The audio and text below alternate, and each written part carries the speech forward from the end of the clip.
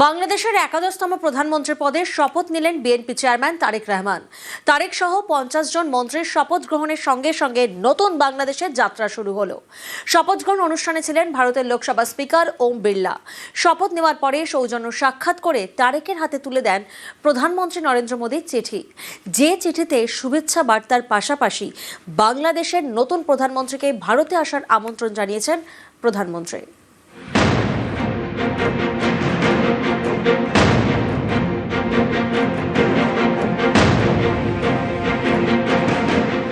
তারেক রহমান সশস্ত্র চিত্রে শপথ করিতেছি যে আমি আইন অনুযায়ী সরকারের প্রধানমন্ত্রী পদের কর্তব্য বিশ্বস্তার সহিত পালন করিব। প্রধানমন্ত্রী তারেক রহমানের নেতৃত্বে বাংলাদেশের নতুন সরকারের যাত্রা শুরু হলো। একই সঙ্গে প্রায় 2 যুগ পর বিএনপি নেতৃত্বে গঠিত হলো সরকার। গত বৃহস্পতিবার বাংলাদেশের জাতীয় নির্বাচনে বিএনপি 209 আসনে জয়ী হয়। বিএনপি জোটের শরিকরা 3 আসন পায়। তখনই স্পষ্ট হয়ে যায় বাংলাদেশের একাদশতম প্রধানমন্ত্রী হচ্ছেন বিএনপি চেয়ারম্যান তারেক রহমান। শপথ গ্রহণ ছিল সময়ের অপেক্ষা। মঙ্গলবার বাংলাদেশের প্রধানমন্ত্রী পদে শপথ নিলেন তারেক রহমান। তাকে শপথ বাক্য পাঠ করান বাংলাদেশের রাষ্ট্রপতি মোহাম্মদ শাহাবুদ্দিন। বাংলাদেশের ইতিহাসের দীর্ঘ ঐতিহ্য ভেঙে নতুন সরকারের শপথ গ্রহণ অনুষ্ঠান রাষ্ট্রপতির বঙ্গভবনের পরিবর্তে জাতীয় সংসদ ভবন কমপ্লেক্সের দক্ষিণ প্লাজায় অনুষ্ঠিত হয়। অনুষ্ঠানে তারেক রহমানের স্ত্রী জুবাইদা রহমান এবং তাদের মেয়ে জাইমা রহমান এবং পরিবারের অন্যান্য সদস্যরা উপস্থিত ছিলেন। ভারত, চীন, পাকিস্তান, সৌদি আরব, তুরস্ক, সংযুক্ত আরব আমিরশাহী, কাতার, মালয়েশিয়া, ব্রুনাই, শ্রীলঙ্কা, নেপাল, মলদ্বীপ সহ 13 দেশের বিশ্ব নেতা শপথ গ্রহণ অনুষ্ঠানে যোগ দিয়েছিলেন। ছিলেন ভারতের লোকসভা স্পিকার ওম বিড়লা। অতিথিদের মধ্যে ছিলেন বিদায়ী অন্তর্বর্তী সরকারের প্রধান উপদেষ্টা অধ্যাপক মোহাম্মদ ইউনুস এবং উপদেষ্টা পরিষদের সদস্যরা, প্রধান বিচারপতি জুবায়ের রহমান চৌধুরী, প্রধান নির্বাচন কমিশনার, সুপ্রিম কোর্টের বিচারপতি, রাজনৈতিক নেতা, 3 বাহিনীর প্রধান। সরকার গড়ার জন্য মন্ত্রীরা শপথ নিলেও তদারকি সরকারের প্রস্তাবিত সংবিধান সংস্কার পরিষদের সদস্য হিসেবে তারা শপথ নেননি। বিএনপি নেতা সালাউদ্দিন আহমেদ জানিয়ে দেন, তারা সংবিধান অনুযায়ী সংসদ সদস্য নির্বাচিত হয়েছেন, সংবিধান সংস্কার পরিষদের সদস্য নির্বাচিত হননি, তাই তারা শুধু সংসদের সদস্য হিসেবেই শপথ নেবেন। সদস্যদের শপথ পত্র বা ঘোষণাপত্র এই সাদাটাতে আমরা দস্তখত করব শপথ নেয়ার পরে। এর বাইরে আরেকটি যে ফর্মটা আছে এটা সংবিধান সংস্কার পরিষদ সদস্যদের শপথ ফর্ম। আমরা কেউ সংবিধান সংস্কার পরিষদের সদস্য হিসেবে নির্বাচিত হইনি, সংবিধানে এটা এখনো ধারণ করা হয়নি।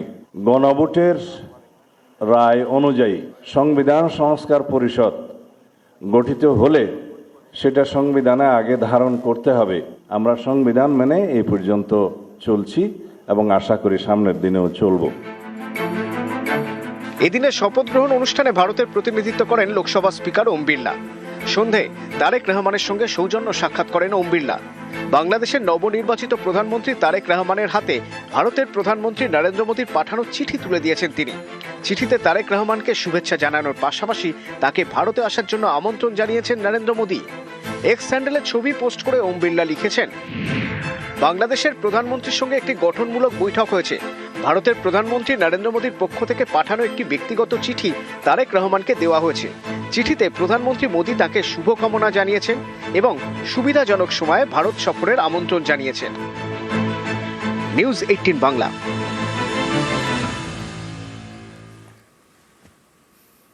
নিউ টাউনের আবাসনে কি ডায়রিয়ার প্রকোপ? অভিযোগ, ট্যাঙ্কের দূষিত জল খেয়ে অসুস্থ অন্তত 115 জন। সোমবার এই নিয়ে তুমুল বিক্ষোভ দেখান আবাসনের বাসিন্দারা। অভিযোগ, তারপরেও মঙ্গলবার পরিষ্কার করা হয়নি অধিকাংশ ট্যাঙ্ক। জল সরবরাহ করেছে পাথরঘাটা পঞ্চায়েত। মেডিকেল ক্যাম্প বসিয়েছে স্বাস্থ্য দফতর।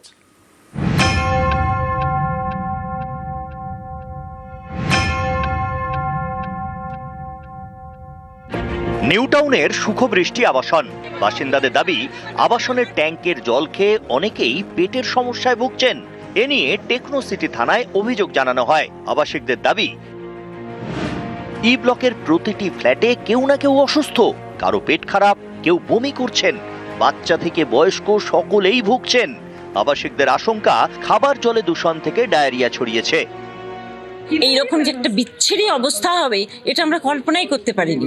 আজকে কিছুদিন ধরে আমার ভীষণ পেটের গন্ডগোল যাচ্ছে, অ্যাসিডিটি হচ্ছে, হজম হচ্ছে না, যার জন্য আমি ডাক্তার দেখিয়ে এসেছি। ডাক্তার আমাকে ওষুধ দিয়েছে, অ্যান্টিবায়োটিক দিয়েছে, কিন্তু তাও পুরোপুরি সারেনি।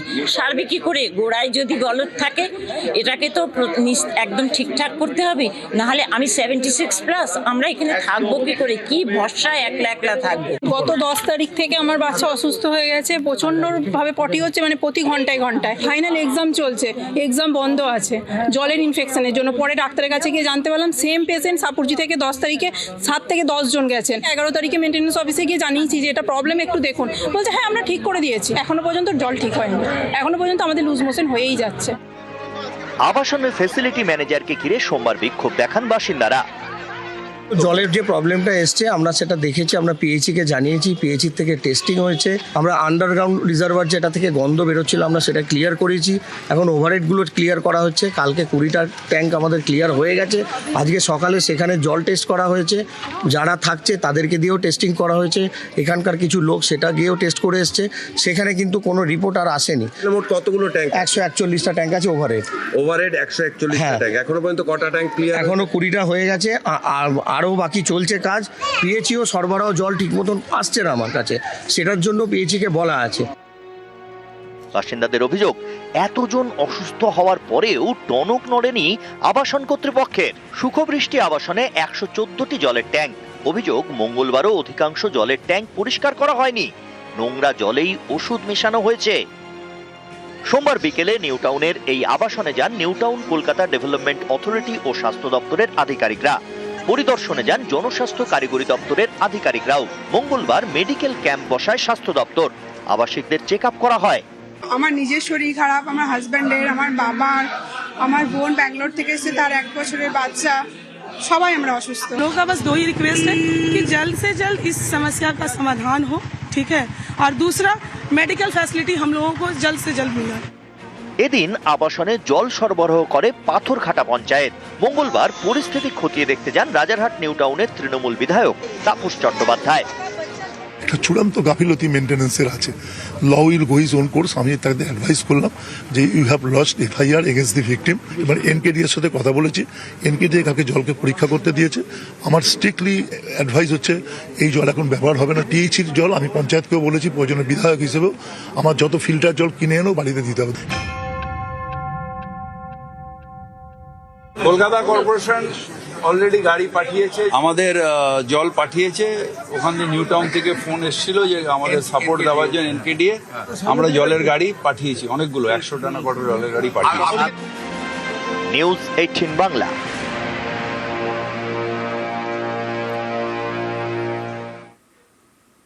মালদার মানিকচকের ধরমপুর পঞ্চায়েত কংগ্রেস ও বিজেপি পরিচালিত। কংগ্রেসের পঞ্চায়েতের প্রধানের বিরুদ্ধে সরকারি টাকা আত্মসাতের চেষ্টার অভিযোগ বিজেপির উপপ্রধানের। একই অভিযোগে সরব কংগ্রেস ও তৃণমূল পঞ্চায়েত সদস্যরাও। মানতে নারাজ প্রধানের স্বামী।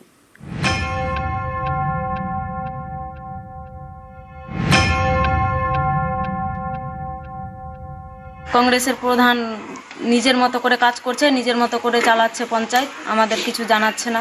কত টাকার দুর্নীতি করেছে এইভাবে? 59 লাখ টাকা। এখনো কোনো টেন্ডার হয়নি। জেনারেল ওয়ার্কসের মিটিং হয়েছে, মেজরিটি মাস্ট, যেটা সিদ্ধান্ত হয়েছে সেইটাই প্রধান গ্রহণ করেছে। এগুলো সব ভিত্তিহীন অর্গে। কংগ্রেস ও বিজেপি মিলে পঞ্চায়েত প্রধান কংগ্রেসের, উপপ্রধান বিজেপির। কংগ্রেস প্রধানের বিরুদ্ধে সরব বিজেপির উপপ্রধান। অভিযোগ, স্বচ্ছ ভারত মিশনে লক্ষ লক্ষ সরকারি টাকা আত্মসাতের চেষ্টা করছেন কংগ্রেসের প্রধান। এ নিয়ে মালদার মানিকচকের ধরমপুরে শোরগোল। সব প্রধান যদি খাইয়ে নেবে তো পাবলিক কি করবে? পাবলিক কি প্রধানকে ধরে বসে আছে? হয়নি তো, আমরা তো কত অসুবিধা করে জল সিজে সিজে ফেলি, বুঝতে পারেন। ধরমপুর পঞ্চায়েতে 10টি আসন।